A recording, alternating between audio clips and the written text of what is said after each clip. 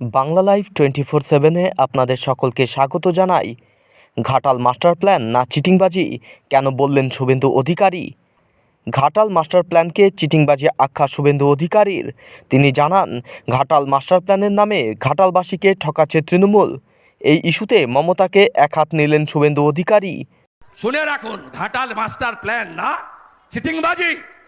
জমি অধিগ্রহণ করেছ, কাটবে কোথায়? সব এনক্রোচমেন্ট হয়ে গেছে। পলি ফেলবে কোথায়? জমি অধিগ্রহণ করবে কে? জেলা শাসক। জেলা শাসক কার? তোমাদের। জমি অধিগ্রহণ হয়েছে, পরিকল্পনা হয়েছে, ঢপবাজি না, জেসিপি মেশিন লাগিয়ে দিবে। এত ঠকাচ্ছে আপনাকে এই মিথ্যাবাদী মুখ্যমন্ত্রী। আর তার লোকগুলো, ঝাড় যেমন বাঁশ তেমন, সরল ঝাড়ে সরল বাঁশ, কাঁটা ঝাড়ে কাঁটা বাঁশ। তার মুখ্যমন্ত্রী যেমন মিথ্যাবাদী, এরাও ঠিক তাই হয়েছে। মানুষকে মিথ্যা কথা বলা, আর কোনো কাজ নেই। নরেন্দ্র মোদী ঘাটালে ট্রেন দিতে চেয়েছিলেন, মেচকদের পাঁশকুড়া থেকে ইড়পালা হয়ে আরামবাগ। জমি দেননি কেন? জমি দেওয়ার টাকা তো আপনাকে দিতে হবে না, দিল্লি দেবে। কেন দেননি? কেন জমি আপনি দেননি? এই প্রশ্নগুলো আপনারা করুন। কি সাহস এদের? কোথায় গেছে এদের সাহস? এদের এক নেতা, রানীনগরের অঞ্চল সভাপতি, কালকে ডোর ক্যাম্পেনিং করতে গিয়ে বলছে, সাগরদিঘি উপনির্বাচনে কংগ্রেস জিতেছিল, লক্ষ্মীর ভান্ডার বন্ধ করেছি, এখানেও বন্ধ করে দেব না। ভোট পেলে একটা মা, একটা দিদি, একটা বোনের লক্ষ্মীর ভান্ডার কেন, কেন্দ্র রাজ্য সরকারের কোন স্কিম বন্ধ করার ক্ষমতা কোন নেতা নেত্রীর নেই। কান খুলে শুনে রাখুন। আপনার বাপের বাড়ির টাকা, সরকারের ট্যাক্সের টাকা, আপনাদের এইগুলো প্রতিবাদ করতে হবে ভোটের দিন। মমতা ব্যানার্জি এসেছিলেন 22 সালে, শুকনো ডাঙায় দাঁড়িয়ে আছেন, জল নেমে গেছে, হঠাৎ করে চটি খুলে নেমে পড়লেন জলে। কেন?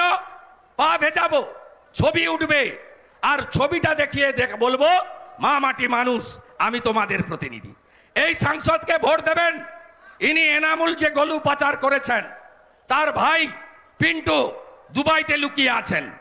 তার অ্যাকাউন্ট থেকে 5 কোটি টাকা ভারবেলি নিয়েছেন, আর 65 লক্ষ টাকা অ্যাকাউন্ট ট্রান্সফার হয়েছে। একটা টিভি চ্যানেলে বলছিলেন ইন্টারভিউতে, আমি তো জানি না কিসের টাকা, আমি তো 1 বছর পরে ফেরত দিয়েছি। আপনার ঘর থেকে আমি চুরি করব, আপনার হার আংটি চুরি করব, আপনার গরু খুলে নিয়ে পালাবো। যখন বিপদে পড়বো বলবো, তুমি তোমার এই 1.5 ভরির হারটা ফেরত নাও। এটা হয় কোনোদিন দেশে?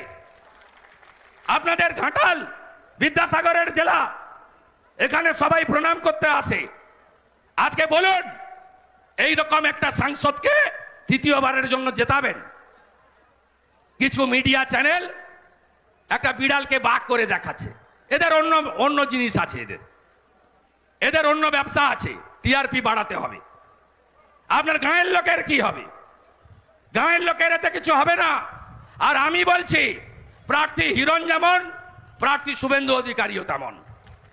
দীপক অধিকারীকে হারাতে হবে। শুভেন্দু অধিকারী চাইছে, দিবেন? হ্যাঁ কি না বলুন? হ্যাঁ কি না বলুন? হ্যাঁ কি না বলুন? আমি কাঁথি তমলুক যেমন দেখি, আপনাদের যদি হিরণকে জেতান, আমি ঘাটালও দেখব। ঘাটাল আমি দেখব। সাংসদ কার্যালয় হবে ডেবরাতে। এই কার্যালয়ে শুভেন্দু অধিকারীকে মাসে অন্তত 2 বার পাবেন, বেশি পাবেন তা কম নয়। মেডিকেল অ্যাসিস্ট্যান্ট, নানা সুযোগ সুবিধা, মানুষের যা দরকার ছোট থেকে বড় আমি দেব। যেমন তমলুকে, কাঁথিতে আমি কি করি আপনারা খবর নেবেন, আমাকে দেবেন। নাই দক্ষিণ কলকাতায় থাকা ঠগি পিসি আর তার ভাইপোকে দেবেন। ঠিক করুন। মেদিনীপুরকে কথা দিতে হবে, আমাকে দেবেন। কথা দিচ্ছেন তো? দিচ্ছেন তো কথা?